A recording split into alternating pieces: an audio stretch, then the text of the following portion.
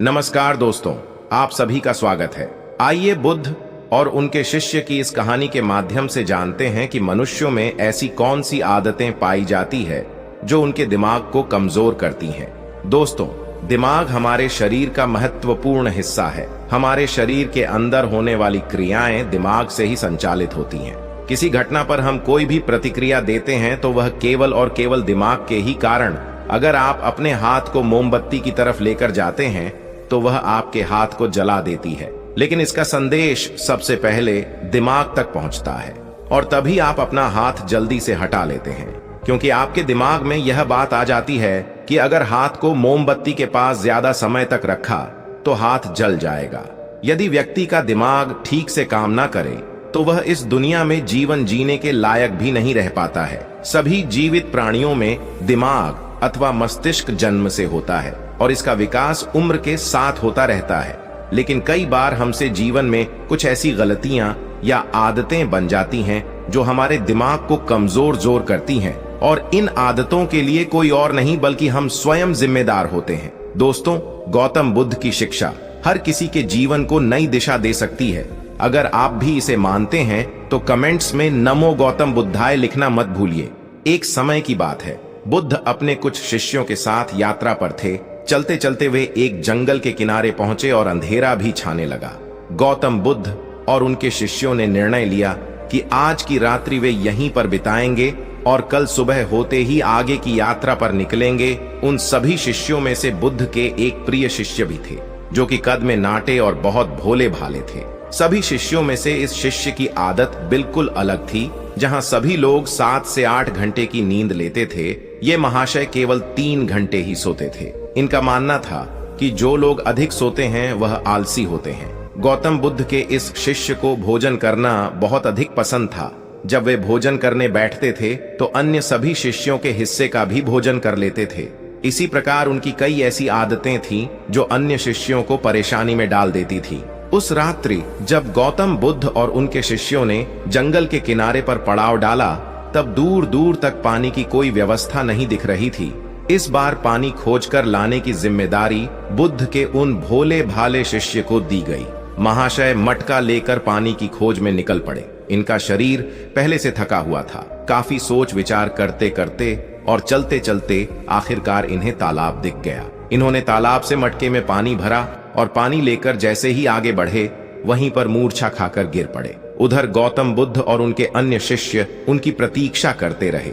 जब प्रतीक्षा में पूरी रात्रि बीत गई, तब अगली सुबह गौतम बुद्ध स्वयं अन्य शिष्यों के साथ अपने उस शिष्य की खोज में निकल पड़े जो रात से वापस नहीं लौटे थे। सभी लोग उन्हें खोजते हुए तालाब के पास पहुंचे और मूर्छित हुए शिष्य को होश में लाने का प्रयास किया। जब वह शिष्य होश में आए और गौतम बुद्ध को अपने सामने देखा तो चौंक गए। उन्हें कुछ भी याद नहीं था कि वह तालाब के पास क्या कर रहे हैं। उनके इस व्यवहार को देखकर अन्य सभी शिष्य उन पर हंसने लगे और उन्हें मंद बुद्धि कहकर चिढ़ाने लगे। वह भोले भाले शिष्य वहीं पर रोने लगे और कहने लगे कि हाँ, मैं मंद बुद्धि हूँ। तब गौतम बुद्ध ने सभी को शांत कराया और अपने शिष्य को समझाते हुए बोले कि हम सभी ने देखा है, तुम्हारी आदतें अन्य मनुष्यों से बिल्कुल अलग हैं। तुम बहुत कम सोते हो और बहुत अधिक खाते हो। मैंने तुम्हारे अंदर एक नकारात्मक जीव को महसूस किया है जो तुम्हारे दिमाग को दिन रात कमजोर कर रही है। तब वह शिष्य और अधिक तेज से रोने लगे और कहने लगे कि गुरुदेव, अब आप भी मुझे मंदबुद्धि कह रहे हैं। तब गौतम बुद्ध ने कहा कि नहीं, ऐसा नहीं है। तुम एक होशियार और बुद्धिमान मनुष्य हो, किंतु तुमने कुछ ऐसी आदतों को पाल रखा है जिसके कारण तुम्हारा दिमाग कमजोर हो रहा है। तब शिष्य ने कहा कि हे गुरुदेव, ऐसी कौन सी आदतें हैं जिनसे मनुष्य का दिमाग कमजोर होता है। तब गौतम बुद्ध ने कहा कि आज मैं तुम्हें बताता हूँ कि ऐसी कौन सी आदत है जो मनुष्य के दिमाग को कमजोर करती है। मेरी बात को सभी लोग ध्यान से सुनना। गौतम बुद्ध ने बताना प्रारंभ किया। पहली आदत, नींद के महत्व को समझने में भूल करना।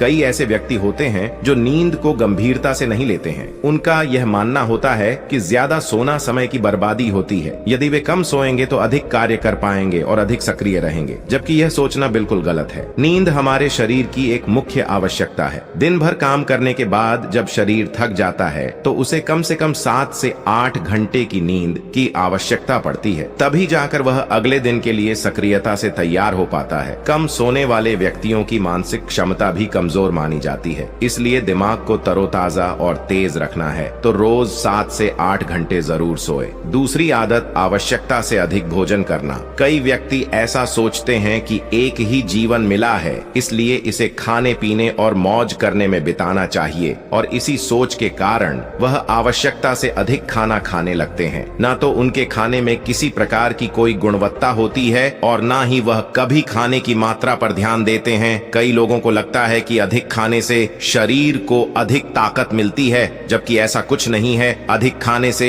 शरीर में केवल बीमारियां ही लगती हैं, कभी पाचन संबंधी बीमारी तो कभी शरीर का मोटापा। ये सब कुछ खाने की गलत मात्रा और उसकी गुणवत्ता के कारण ही होता है। जब व्यक्ति का शरीर बीमार रहेगा तो इसका असर दिमाग पर भी होगा। इसलिए अपने दिमाग को तेज रखने के लिए सही मात्रा में और सही गुणवत्ता वाला भोजन करना चाहिए। तीसरी और खास आदत, खुद को कार्य करने की मशीन समझना। इस संसार में कई ऐसे व्यक्ति हैं जो दिन रात काम के पीछे भागते रहते हैं, और इस बीच ना तो वे अपने शरीर को आराम देते हैं और ना ही कभी अपने परिवार को समय देते हैं। ऐसी आदतों से उनके जीवन में तनाव बढ़ जाता है और एक दिन ऐसी थकान हो जाती है कि फिर वह पहले के जितना सक्रिय नहीं हो पाते हैं। इसलिए अगर आप भी खुद को कार्य करने की मशीन समझ रहे हैं तो आप अपने शरीर को खराब करने के साथ साथ अपने दिमाग को भी खराब कर रहे हैं। इस आदत को आज ही खत्म करें और एक सामान्य जीवन जिए। जितनी आवश्यकता है उतना ही कार्य करें।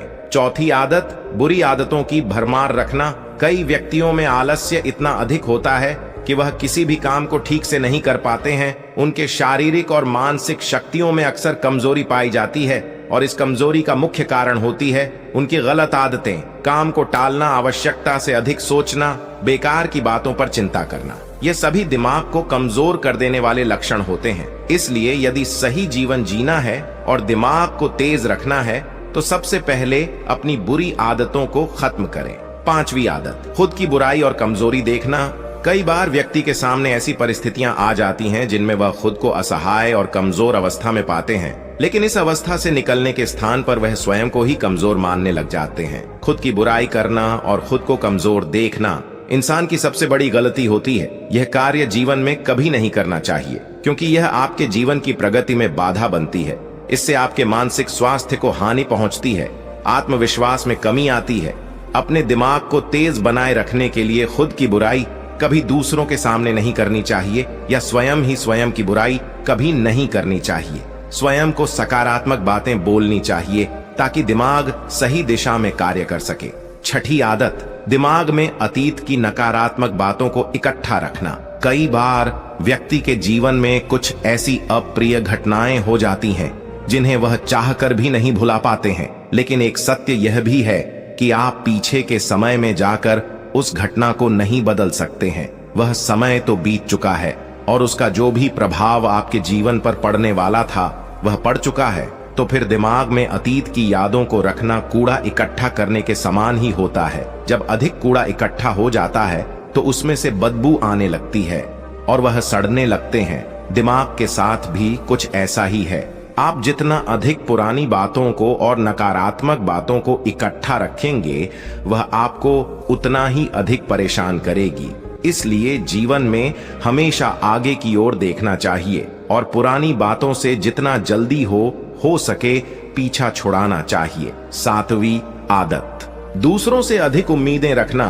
संसार में एक से एक दयालु और सच्चे व्यक्ति हैं जिन्होंने सभी की सहायता की है, किंतु कई बार हम अपने आचरण के कारण दूसरों से भी आशाएं लगा लेते हैं कि वह भी हमारी सहायता करेंगे, और जब वह हमारी सहायता नहीं करते हैं तो हमें कष्ट पहुंचता है। इस संसार में कोई किसी का नहीं है, इसलिए दूसरों से आशाएं लगाना आज ही बंद कर दीजिए। कोई आपकी अपेक्षाओं को पूर्ण नहीं करने वाला है। यह आदत आपके दिमाग को कमजोर बनाती है। यदि अपेक्षाएं करनी है तो स्वयं से अपेक्षा करो ताकि जीवन में कुछ बड़ा कर सको।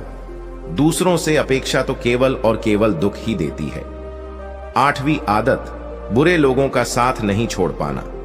हम सब अच्छी तरह से जानते हैं कि हमारे आसपास किस तरह के लोग रहते हैं और उनका हमारे जीवन पर क्या प्रभाव पड़ने वाला है।